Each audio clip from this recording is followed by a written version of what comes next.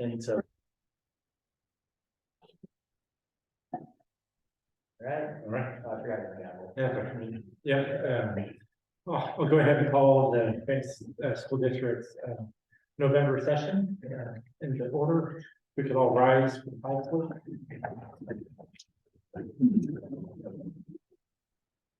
I pledge allegiance to the flag of the United States of America and to the republic which stands one nation under God, indivisible, with liberty and justice for all.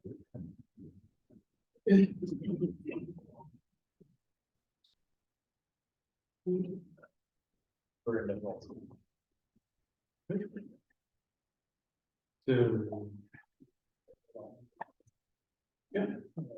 have all of our members present. Thank you, everyone. Move down to 1.4 or full recognition comment. Welcome, everyone.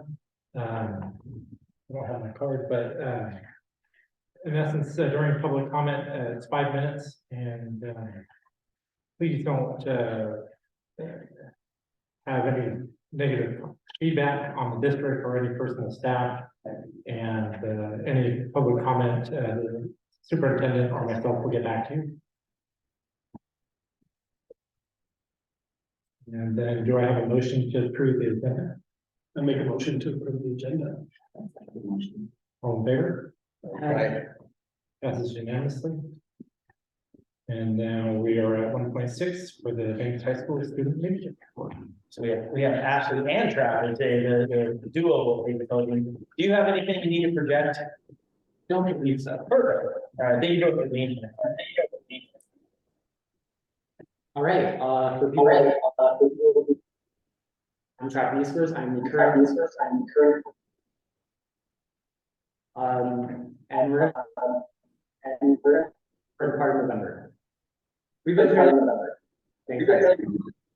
I'll be going to sports and she'll be going to sports. Hey, Travis.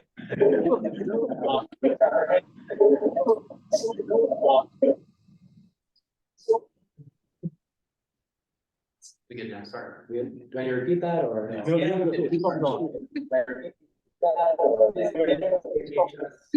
Start with sports. So football, they're currently undefeated in both leagues. And they recently on Penn State. We play Friday against Kennedy High School at the Hilltop Stadium. We play Friday soccer play in league went 7-8-1. They won their first round against Riverside and then lost to the current champions 3A on Valley County.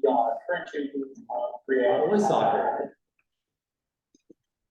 Not that I'm biased or anything. We played really well this year. But 3A is a lot tougher competition than 4A. Record does not need to be discussed. 3-11 record. Cross country, both boys and girls cross country went to state, and boys cross country took fifth. For volleyball, they're currently 17-7 in league, or in overall, and 12-2 in league on their first, and are most likely to go on the event side. One thing that the leadership committee did was trick or treat so kids can eat. It was an event that took place from the 26th to the 2nd.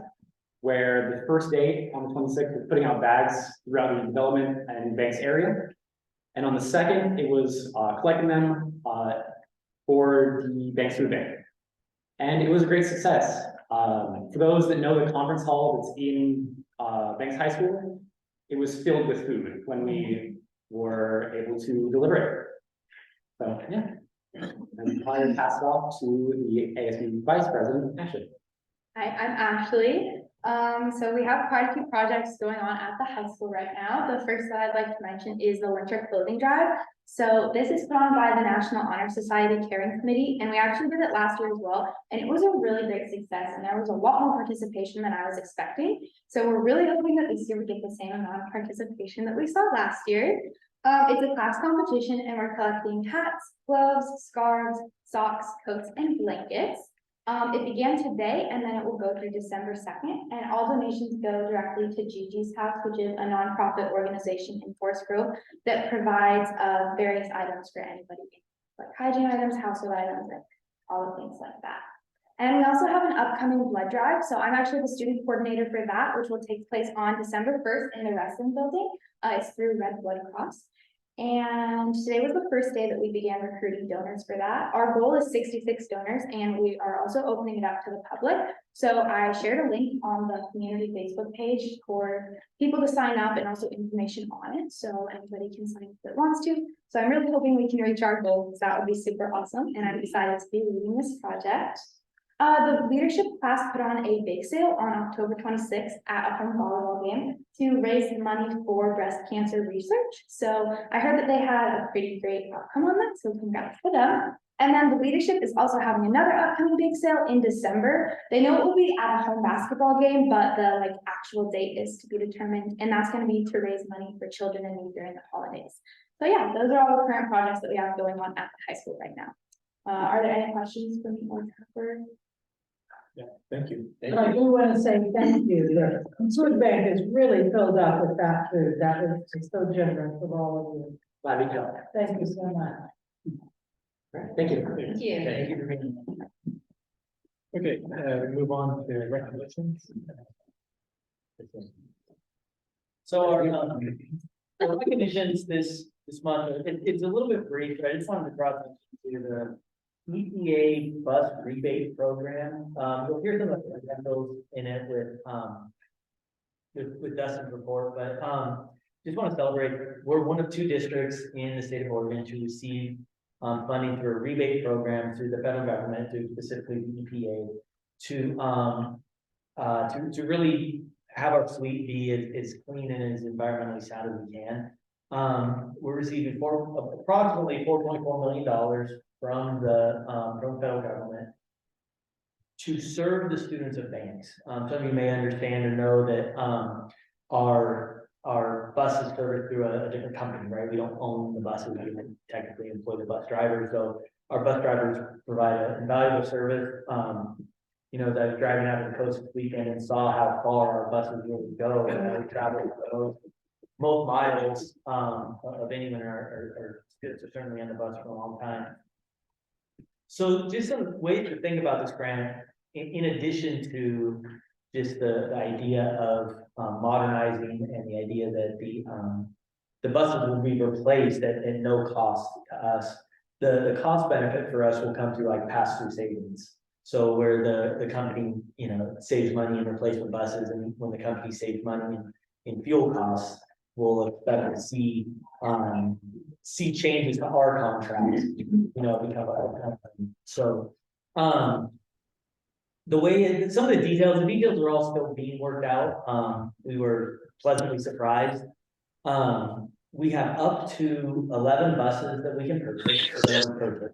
100%. Buses have to support Banks School District students. So if for some reason this company goes out of business, or for some reason contractual things don't work out, the buses still have to be serviced by us. And we don't anticipate any changes to our contract, but that's you know, that's the requirements of this funding. The intent is electric buses and any changes to infrastructure that's needed. The community has been great in reaching out to us, and I'm talking the broad community, just finding out all the things that go into electrifying your fleet.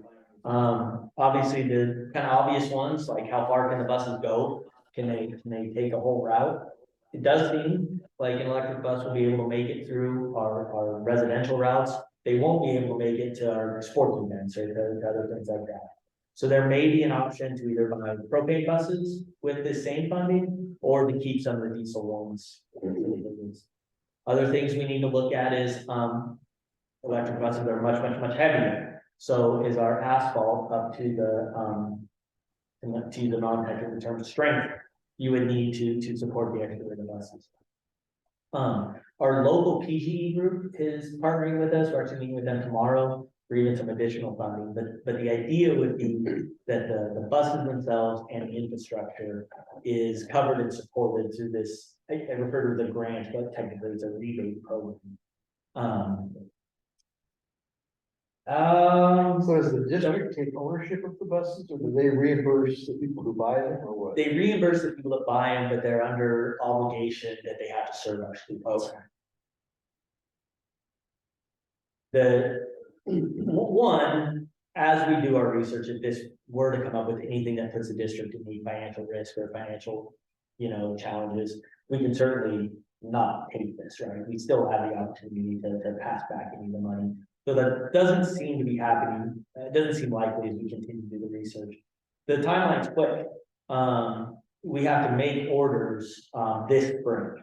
We don't have to receive the buses this spring, but we have to make orders this spring. Sounds like out there in the marketplace, it's about an 18-month wait time now, which give us time to do the infrastructure. Just a couple of details. Ron came out, met with the EPA with us. Just a few of the things. It does look like that the slow chargers will probably be sufficient for our needs, because one bus would probably be able to make it a full double route on a charge.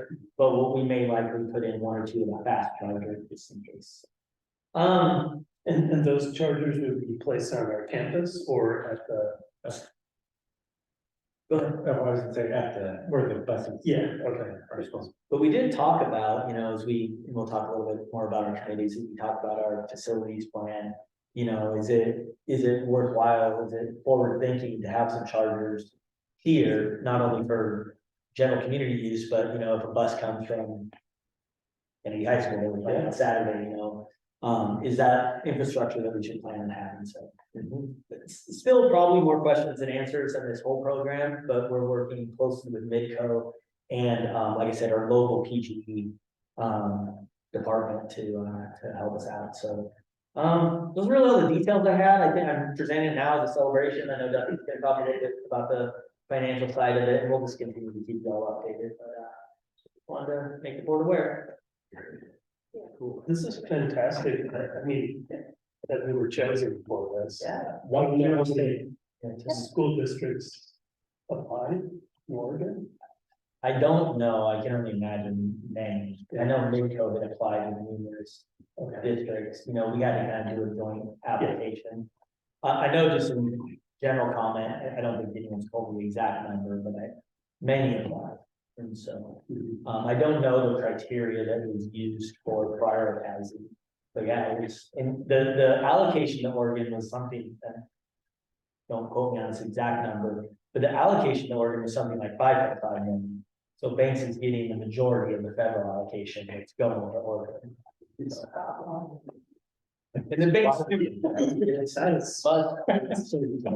don't want to make sure you're ready to propose to the others too. Yeah, still trying to get a few more of the details. I think I was a little bit wishful thinking that it would be a lot more fun to ride an electric bus than a regular school bus. Apparently, other than being a lot more quiet, that there's not much the students will notice differently, and maybe some smell, if diesel has been a smell, but they don't have fancy computer screens or anything like that, but we're trying to needing to get a little bit more information before we go super public. Not trying to withhold anything, but just to be able to do something. Can I just ask about what this might mean for, the availability to have, more frequent field trips in the district? I know it's always bus related, right? And typically it's like one class, they get one field trip per year. And I just wonder if having the ability to charge our own buses and having a little bit more freedom because of this grant, if that might increase opportunities for more, off-campus learning. Let me look into it. In my past experience, the limitation generally been like, do we have drivers to, drive them through and get back and do It's not the self-driving. They're not self-driving yet. Not yet. Thank you. All right, so we'll move on. I have that's all.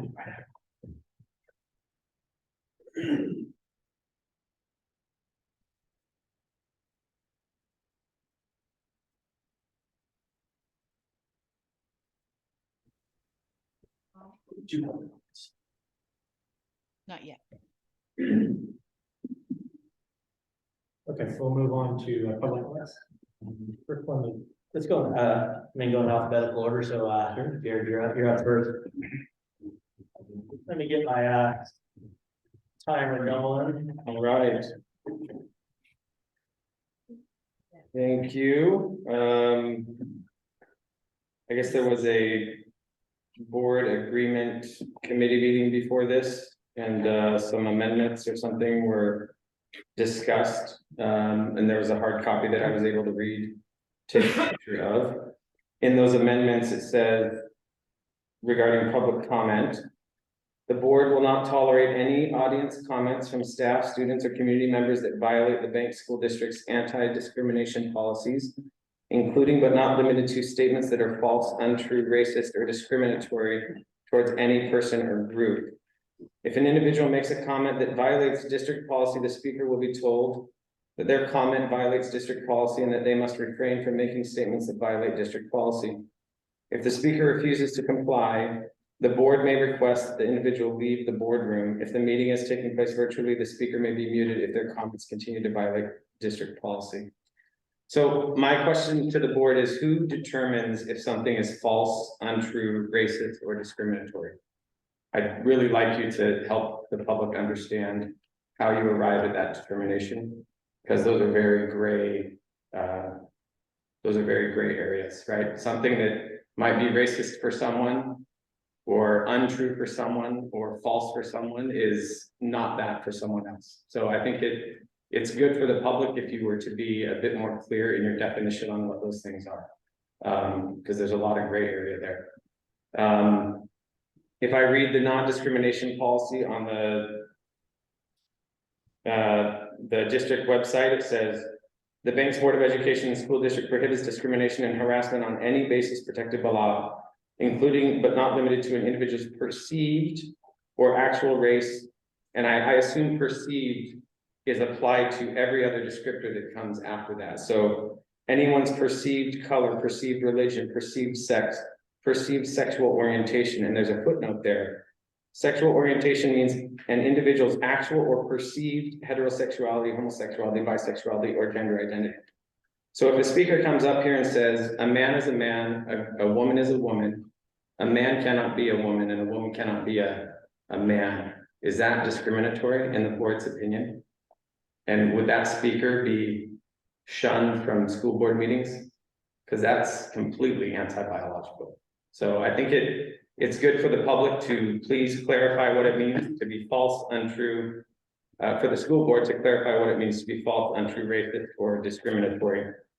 You know, I think it's a slippery slope when a small group of people start deciding what speech is okay and what speech is not okay. And I expect, as a public person that votes in this district, that elected leaders should be advocates of free speech, even if it's speech that they don't like.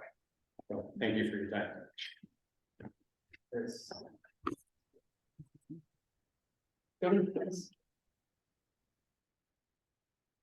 Yeah, I'm ready when you are, so go ahead. Okay.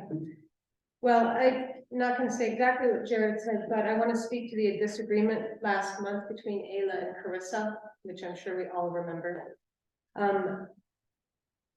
I do not necessarily agree with everything that Ayla said, but this relates in part to what Jared was saying and deep concerns that I have about how disrespectful, derogatory, and discriminatory are defined. I want to point out one thing from the work session that Will suggested, that Banks School District itself, correct me if I'm wrong, Will, be added to the list of entities that cannot be disrespected, derided, or dealt with in a derogatory way. So we need to know how those things are defined, and to speak specifically to Ayla and Carissa's disagreement.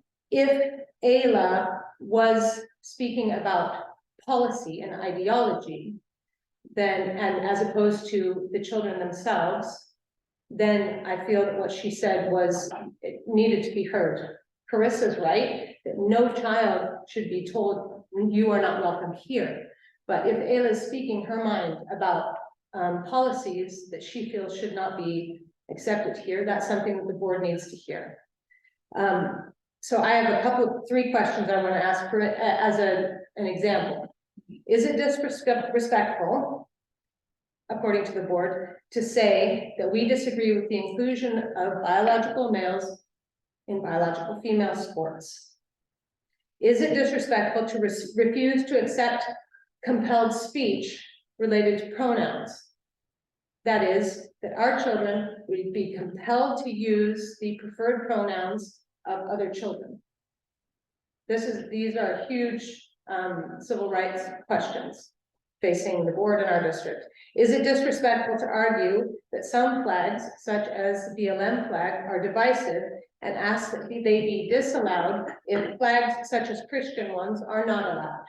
Because the board's position has been that that's a protected class, and so of course that's allowed, but other things with regard to, say, separation of church and state, so those flags are not allowed. And I would like to ask you whether you are aware of the Supreme Court's decision on Monday in Boston about exactly this issue. 9-0, the Supreme Court voted that Christian flags had to be allowed if all other flags are allowed. This is immediately relevant to this question and the issue that Ayla brought up. So, to what Jared said, I want to know how our school district intends to robustly protect free speech. I've suggested the adoption of the Chicago Statement. I think it's essential in our classrooms. I think it's essential here in the school board public comment timeframe. And I would like, if you guys don't want to accept that, what are we going to do in order to protect that? And then I'd like to bring up one other thing from the work session, which is that it was suggested, at least, maybe I'm wanting to know if it's been decided, that these kinds of public comments are no longer going to be published online for the community to see and to listen to. I'm deeply troubled by that because the board has said they care about communication, they care about transparency. What I'm doing here, what Jared has just done, is not discriminatory, disrespectful, or derogatory in any way. We are letting you know how we feel, what we believe about certain issues, and we think it's essential that the community be drawn into this discussion, be allowed to at least observe, to listen to this discussion. It's not misinformation, and that's another term that really needs to be defined by this board, if that's going to be the reason for which this public comment would not be made public, so as to stop misinformation, as Will and maybe the whole board had decided. I'm not sure. Thank you. Moving on to presentations and the superintendent report. Yeah, thanks, Chair Crane. Thanks, members of the board. Good to see you today. Appreciate all the work you did in the work session. Appreciate the time that you've taken. Fairly brief report. I just want to start out by drawing attention. This month, November, is Native American Heritage Month. These are not my words. I'm quoting here from some of our partner tribes. This month is the time to celebrate rich and diverse cultures, traditions, and histories, and to acknowledge the important contributions of Native people. Heritage Month is also an opportune time to educate the general public about tribes, to raise a general awareness about the unique challenges Native people have faced both historically and in the present, and ways in which tribal citizens have worked to conquer these challenges. So I bring another reference specific to our agreement with the Confederated Tribes of the Grand Ronde, and we agreed with them that specifically we use Brave as our mascot because it is significant, as it is a cultural symbol of honor, is a cultural symbol of spirituality, and is a cultural symbol of peace to our Native community. From that, just to acknowledge the work of the Board of the district, the Banks School District welcomes all students on our campuses into our programs. We strive to ensure that each student feels loved, seen, and represented by our actions and our efforts, and we're committed to making sure that all of the policies and actions align to these values. Some ways that we are engaging right now with our community and with our staff in really defining and developing what our district looks like, feels like, and sounds like, not only short-term but long-term future, 4 collaborative groups. And so I can give you a brief update on each one of those. One, we're engaging in this idea of strategic planning, and I'm coupling that with portrait of a learner and portrait of a graduate. Really what I mean by that is, how as a community are we going to define what it looks like and sounds like to be a student in Banks, and what we expect our graduates to know and be able to do. We had, I believe, 12 different focus groups meet last week. They were comprised of our youngest learners down, I think we had second graders in one of the focus groups, the kindergartner we invited was sick that day. All the way through to some of our alumni, and I certainly didn't ask them their age range, but a wide range of community members, staff, students. And we just really asked them some basic questions on what's going well and kind of what are your hopes and dreams for the future. These focus groups will continue into next week, throughout this week and into next week. And then what we'll do is, we'll bring that information back to our steering committee, which is a group of, staff, community members, and soon-to-be students. What we're gonna ask that team to do is develop a survey that takes the kind of results and themes of the focus groups, gets more specific, and we're gonna hope that every single person in the town of Banks responds to that survey through community outreach and through just some good old-fashioned publicity. As we get the results of the surveys, we get the results of the themes, or excuse me, get the results of the survey from the themes, we'll build that into what will be a plan, a short-term strategic plan, a short-term value statement, a short-term portrait of a learner and graduate. It'll help our team build short and long-term strategies, and it'll help us develop that district scorecard that we talked about, which that is that tool of us being transparent with the community on how we're going to meet those goals and objectives. We also have an equity audit advisory team. That team is charged with presenting to the board a report on their outcomes. The outcomes are based on academics, behavior, and attendance. The team is not yet met, but we're meeting this Thursday, 4:30 in the afternoon, November 17th. Keep you up to date on that, and you can expect that report at the end of the school year. We also have our long-range facilities planning team. Thanks for board members on that. And sorry, I'm gonna take a step back. I should have mentioned, thank you to board member Sid for being on the strategic planning and steering committee. Thanks to Dan and Krista for being on our equity advisory team. And thanks to Ron and Will for being on our long-range facilities planning team.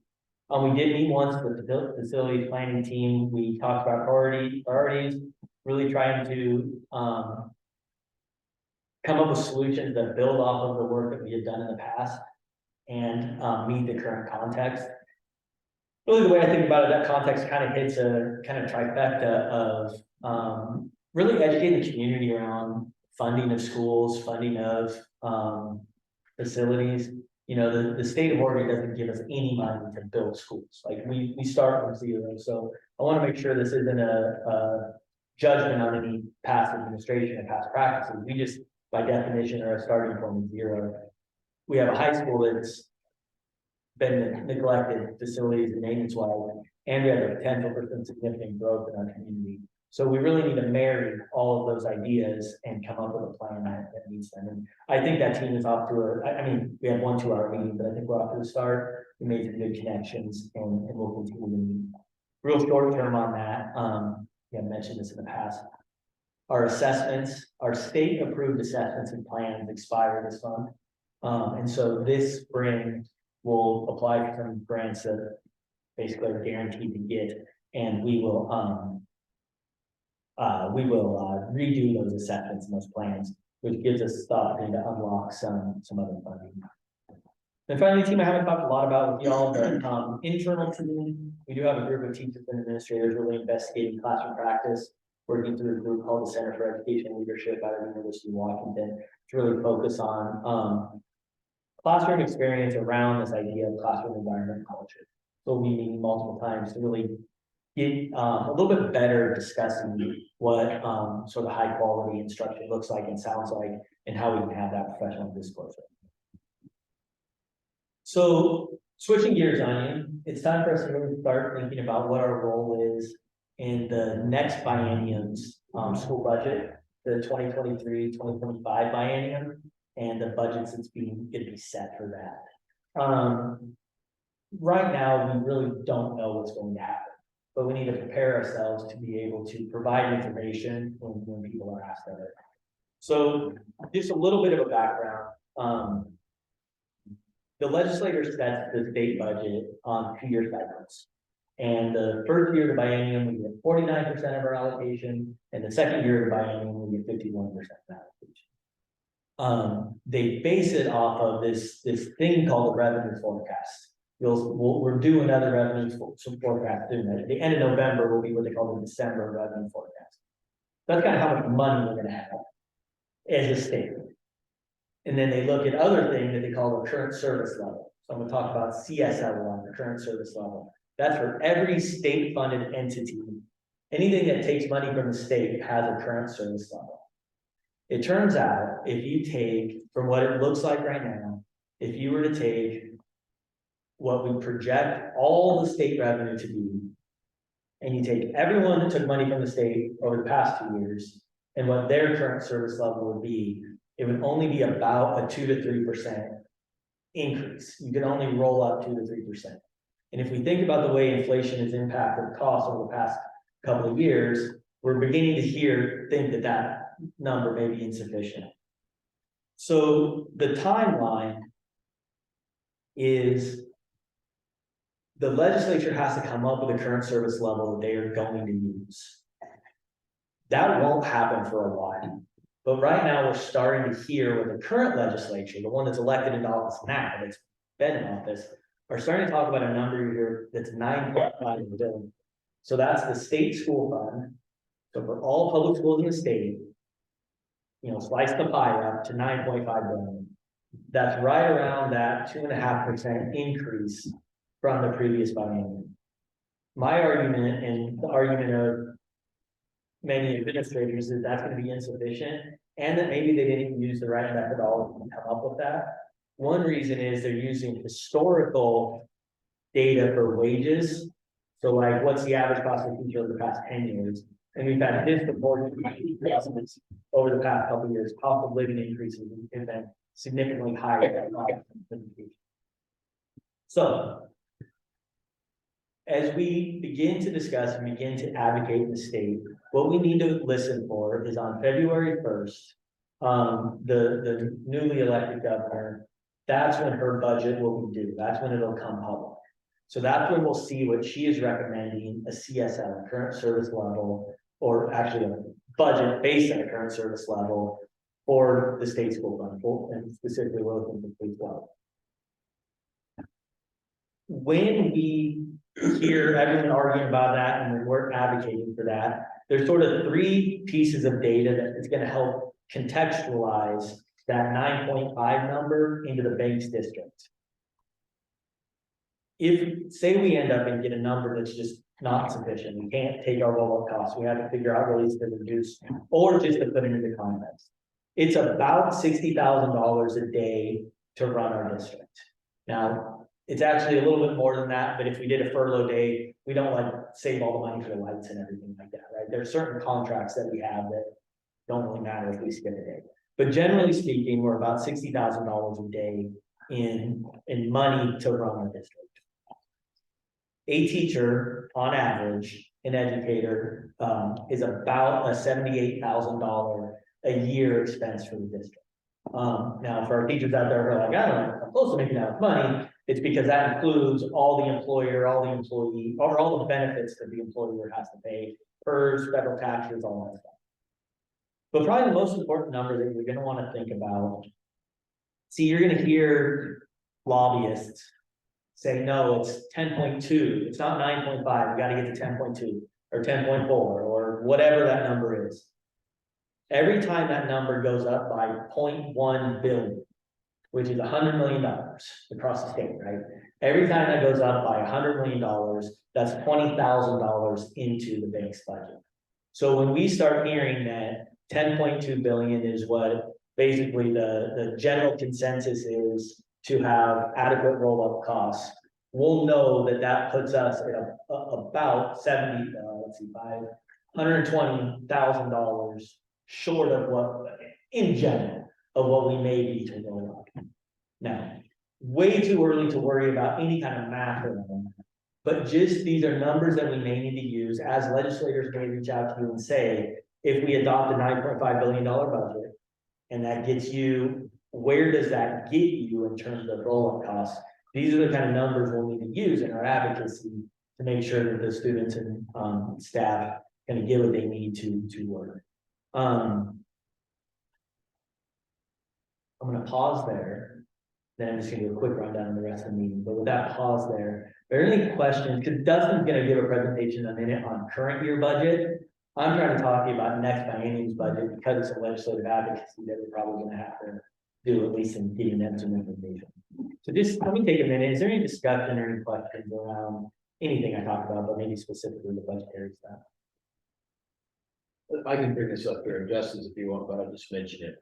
What I'd like to see with the agreement of the board and with you is a graph that charts the revenue and expense lines on an annualized basis for the preceding 5 years. Okay, Because we all know that funding comes in out of sync with expenditures. And when we get to the budget, we'll see that there's a fair surplus being generated this year. But that doesn't necessarily mean anything, because we have to go back and remind ourselves where that's gonna go when. And if we could have as a rule that trend line, then we can see how that compares to last year at this time, our revenues versus our expenses. It'd be a pretty simple representation of tracking, then we'll be able to expect it. We see that, oh, we got an extra $1 billion, but that we get hit hard in December. Yeah. That would be helpful if we could do that. sounds good, thank you. One thing I know, funding is based off of enrollment, and I was wondering, I know enrollment was down statewide.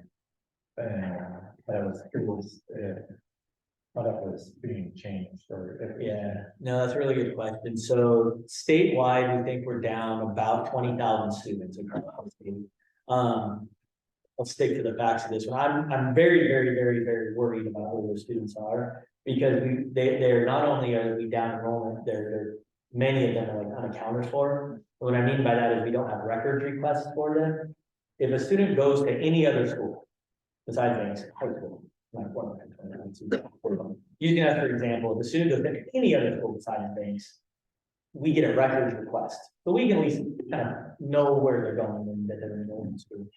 I'm not sure coming out of COVID, we don't have information to know where all 20,000 students are. However, if there are truly 20,000 students that no longer need to be served by public education, then there is an argument to be had that we need to do some kind of writing on the ship, some level set, 20,000 students.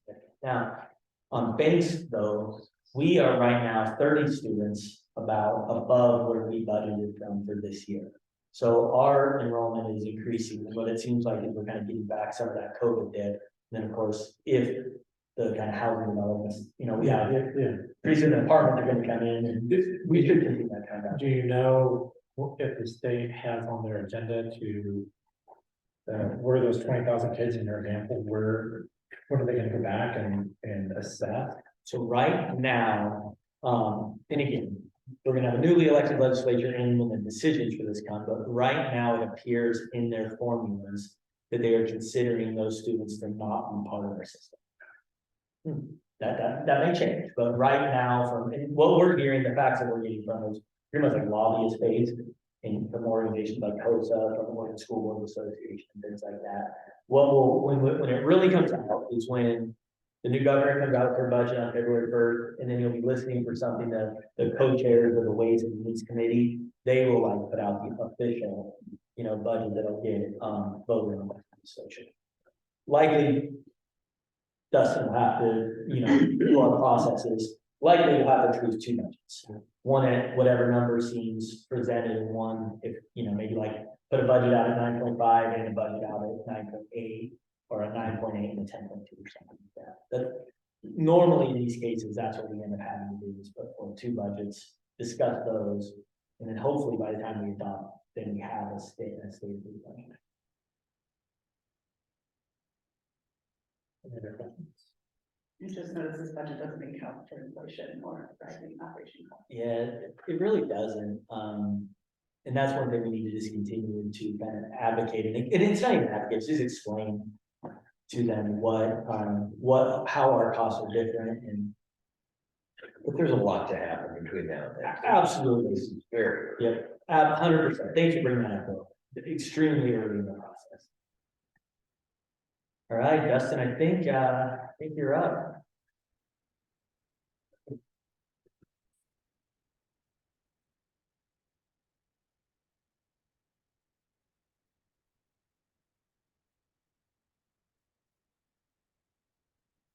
Thanks. I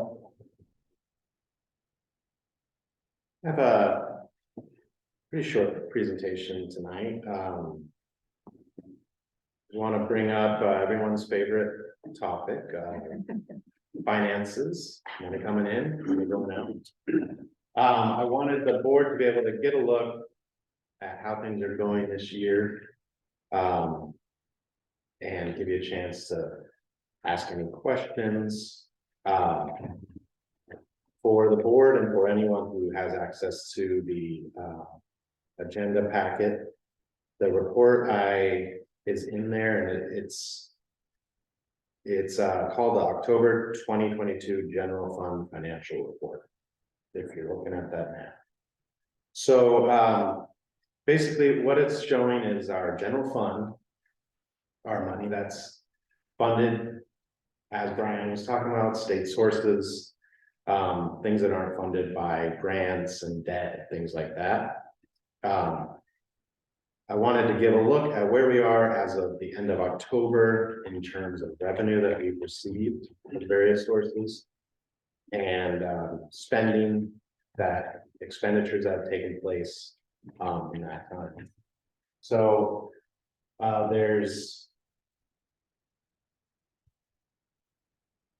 and to kind of address Will, what you were saying with wanting to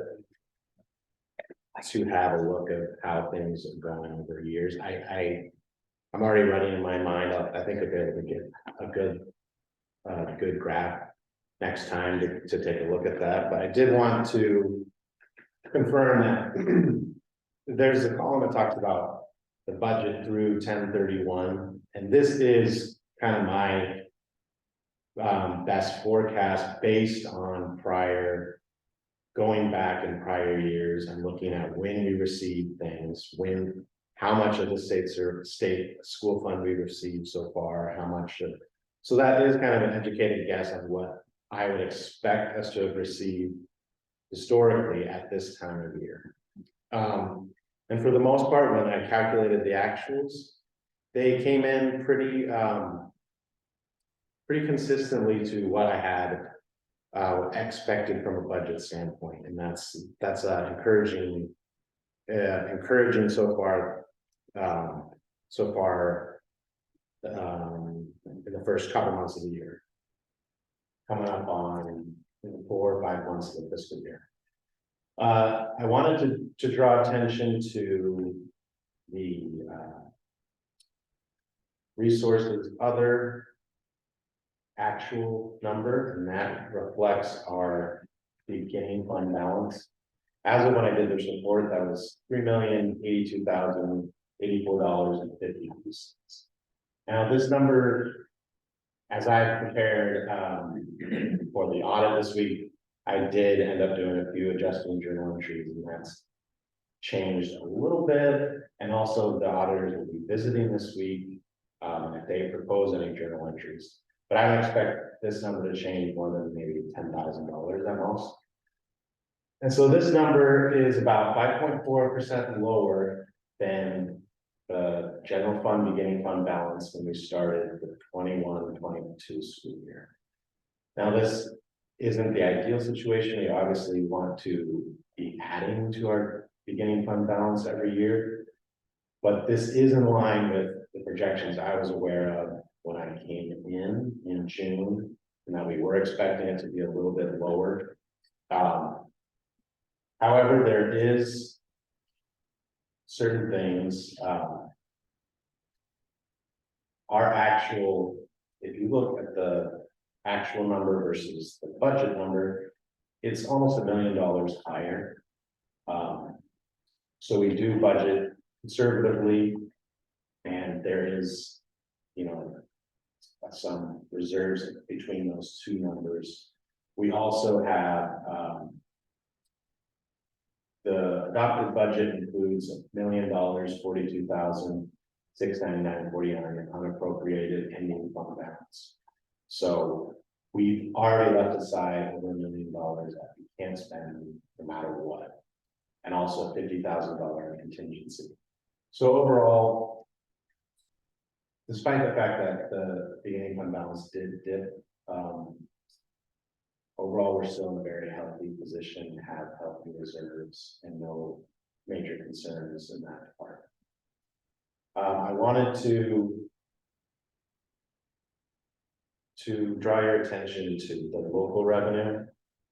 You'll notice that that number is very low compared to the 3.7 million we were expecting in total. And this, yeah, Oh, no, I just messed up their computer screens. I made oh, G fill up their entire screen on accident. and this is because the majority of this revenue is our property tax levy. And those payments are coming in right now. This is the main, right around today, where tax payments are due. So they'll turn those over to us in December, and that's what we'll get the bulk of our year. And what we've received so far is basically delinquent tax payments from prior years. I wanted to draw attention to the county school fund as well. Based on our first two disbursements of the county school funds, this number is actually almost double what we received last year. So we should expect to have a bump in the county school funds this year. So that was the one line item that was kind of quite a bit higher than expected. So that's some good news. And then so far we've received 5 of our 12 state school fund distributions. And these estimates are still based on the initial May estimate of 22-23 revenue. So this is probably going to be updated this month. And we'll start to be able to dial in exactly what our state school fund money will look like for the year. So with that, were there any specific questions that the board had on our general fund, how it's looking so far this year? Justin, I have a question on the county school fund. Is that something that we have to reimburse back to the state, like the timber revenue, or is that something that's No, that's a just extra? Okay. county source of revenue. Any others? Okay, thank you very much. Thanks, Dustin. Thank you. Oh, yeah. Sorry, Dustin. And I didn't have really too much to add, but Brian covered The good news. the good news about the Clean School Bus Program rebate. That exact number is $4.345 million, and 11 buses is the plan.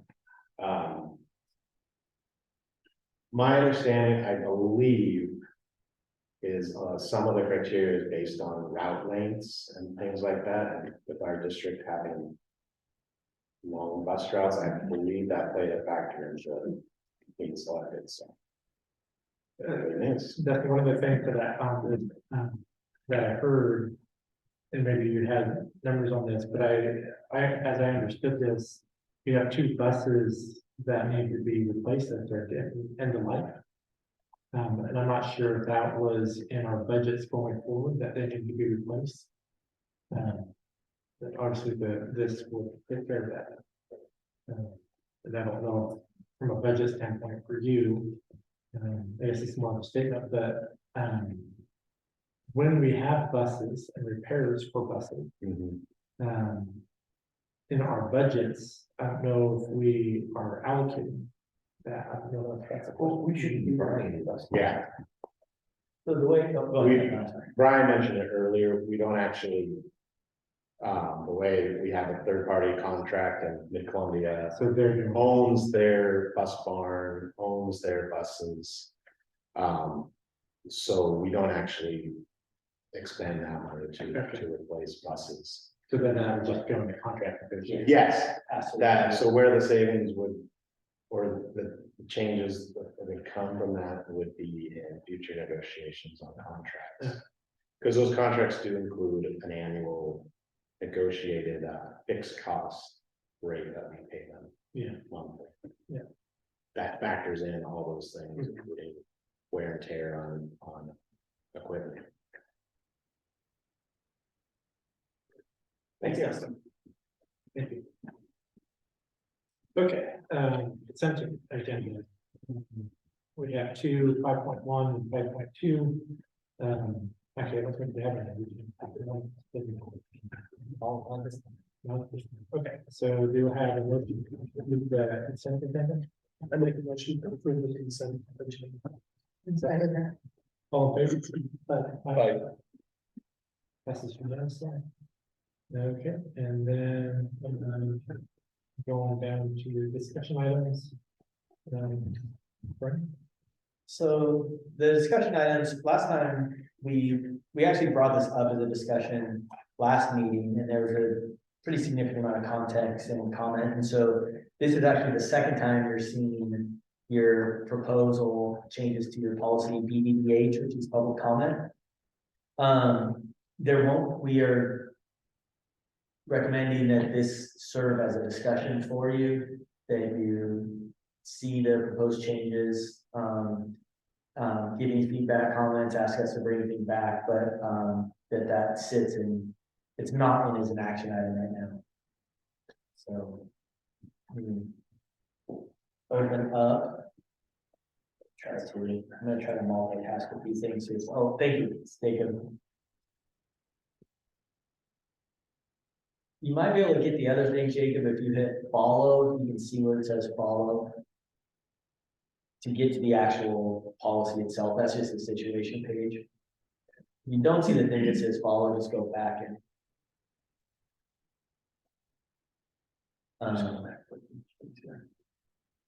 Proposed policy or G1?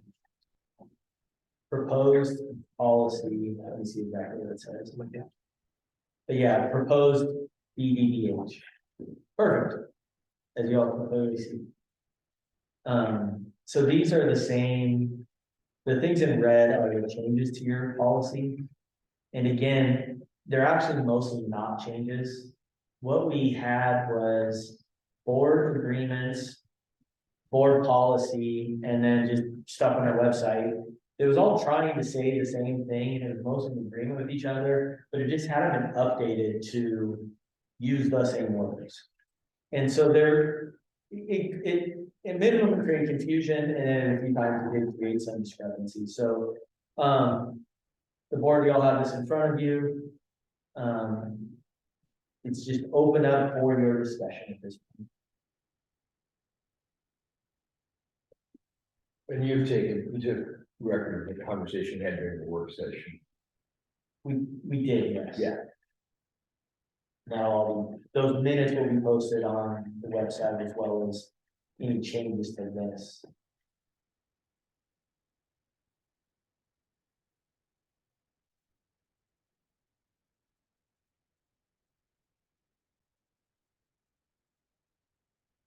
Is there any questions or follow-up comments?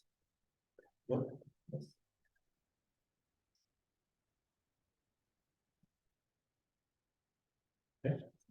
So next steps for this is we did have some questions and some clarifications. We'll bring this back to you for an action item at the next board. With those things in. Yeah. Okay. Your action item, moving on to action items. Is policy JHCD and JCDAR. I'm gonna click on the situation page or the sit page for that. This is the policy, the only changes to this policy is our medical policy or our medication policy. It's adding the Narcan, the opioid overdose, medication to this, so, you can open it up to any discussion or choose to, make a motion for action. Okay, take a motion. I move that we adopt policy JHCD and policy JHCDA are presented. Discussion. They left, but thank you. Thank you, Leanne, for your work on that. All in favor? Passes. So we'll make a note that'll say, you know, revised, updated, 11 of. Yeah, Dan, you want to start something? Sure, week before Thanksgiving, but I was actually driving by the reader board the other night, and correct me if I'm wrong. But this week we have parent teacher conferences. Yeah. And I got a little sad, just because like this is the first year in 20 years that I'm not gonna be like parent teacher conferences, but it made me really thankful. For everything that the staff, the teachers have done over the years for my kids and for the kids' parents. I just, you know, wanted to say thank you for that. Thank you, Dan. Leslie? Yeah. That was hard, the first year that I didn't have kids in. I just so appreciate our kids from our schools coming and telling us what's going on. And I want to tell you, the food drives that they do is so beneficial to our community and how, I feel that they do this volunteering. And so we're teaching them other things besides everything that they get in their learning at school. But we're also teaching them how to be good citizens, good neighbors, people that will reach out to others. That's what we're hoping. And so I think that we're a good working community because we have everybody working hard to help. Pretty soon, we're going to be giving out Christmas boxes to families who are just having a rough time around that time of year. Might be two people making an income, but when Christmas comes, it throws them off.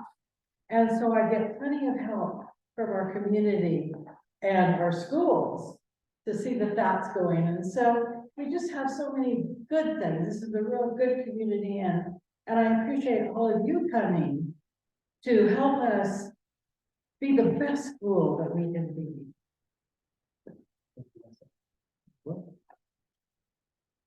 I guess the main thing I'm kind of excited about is there's a lot of things going on. Brian's got a lot of things going that needed attention, and both in terms of clarification and also in terms of action. And the committee set up, for example, I'm pleased with that. We're going to start making progress. I see a lot of areas we're going to make progress on that we have not been able to, both because we weren't oriented that way and because COVID had set us back so far. And so I'm actually really excited about all these things. They're all going to produce some great stuff. And I appreciate Brian being willing to just take it head on and jump into it and start moving through it and get it done. That's happening. There's going to be a lot going on in the community at large in the next year to 5 years. That's exciting. We're going to be part of that. There's some collaboration going on there that hasn't happened before. I'm excited about that. I think it's a kind of a cool time, or it is a cool time for the community and the district as part of it. And so I'm really pleased with the people we had involved and where it's going, and looking forward to working with everybody and taking and supporting our kids. Chris? Yeah, thank you. I just wanted to express my deep gratitude to every member of this district, from our groundskeepers to our custodians, our bus drivers, our cafeteria workers, our recess teachers. Those guys do a crazy job monitoring wall ball. God bless them. You know, all of our teachers, our admin, our students, our staff, anyone I missed. I feel very grateful for this community and the students here and the support they're getting from all the hard work. And I know by Thanksgiving, it's like y'all deserve a big long break. Maybe we can readjust our calendars to get a full week next year. But I also wanted to just circle back to the responses that I shared last month. And kind of give a little context to my very passionate response. When there was, what I heard was the request to not include individuals who identify as transgender in this district. And I just wanted to acknowledge that it was a very passionate response because of my 25 years in education. So I look at these things and these comments through a different lens, but I also want to acknowledge that in my defense of inclusion and belonging and support and connection to the community, I may have alienated some individuals in this room or online. And if I made anyone feel unincluded through my comments, that was never my intention. And I really believe that we all can debate policy and ideology all we want to, but everyone still has a place of belonging in this district. I think that's so important. So I just wanted to acknowledge that. I still stand firmly behind the message, right, that everyone belongs in this community, however we believe. But I also think that it's really important that with our roles here, comes a huge responsibility. And so for me, I feel like it's my responsibility as a board member and as members in general to really help establish that sense of belonging and connection in our community, right? So I think that's really important.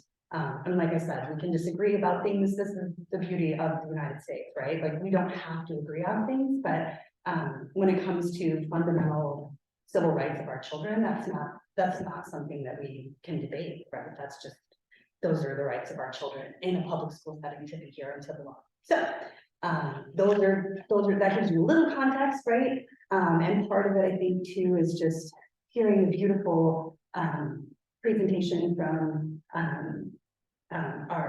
about the special education program here as a special education teacher, right? That really triggered this remembrance of our history in American education. It's one of exclusion, right? And it's one of alienation and marginalization. And, you know, that started with the institutionalization of our students with special needs. They weren't even allowed to be in public education until 1975, right? Go down the road to where I work and we have the Indian boarding school, right? That literally, what they call now in Canada, the genocide schools, right? That tried to completely and totally eradicate an entire culture of humans, right? They couldn't believe how they wanted to believe, they couldn't speak their language, they couldn't be who they are, right? And then fast forward to 2022, and now we have a new movement that's against including kids who identify as LGBTQ+. So that's where that really passionate response comes from me. And I think it's just important that we remember this is a public school setting. All of our children are kids. And I'll always work to defend those kids. So thank you. And we agree. And yeah, Thank you, Krista. honored to be part of this magical district. So was last week on Monday, I got to sit down with the EPA and Brian and the people from our manager of the bus. Yeah, Brian, okay. Anyway, our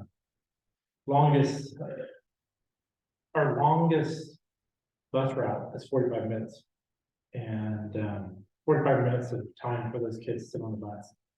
And what occurred to me was, you know, big difference from transitioning from diesel buses to electric buses is that's 45 minutes of those kids not having to listen to the engine rumble away, and then counteracting that with, you know, turning up their headphones or turning up their games or whatever they're doing.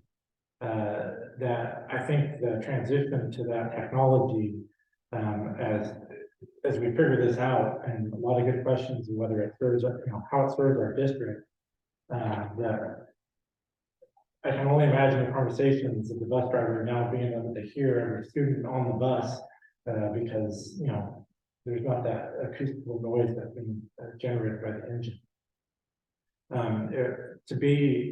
To have almost $4.4 million donated to our district from the state, you know, from these federal laws, it's just phenomenal. What I heard them say was from the EPA regional director who in charge of Alaska, Washington, Idaho, or Oregon, Idaho, I think it was, that our allocation was not only the largest in our state, but in total of his region. To give you an idea of the sense of the investment of our district. It's just amazing. And that, again, I just wanted to thank everyone on the district, people attending here, and I'll go ahead and adjourn the meeting. Thank you. Thanks, everybody. Do you think everyone will get our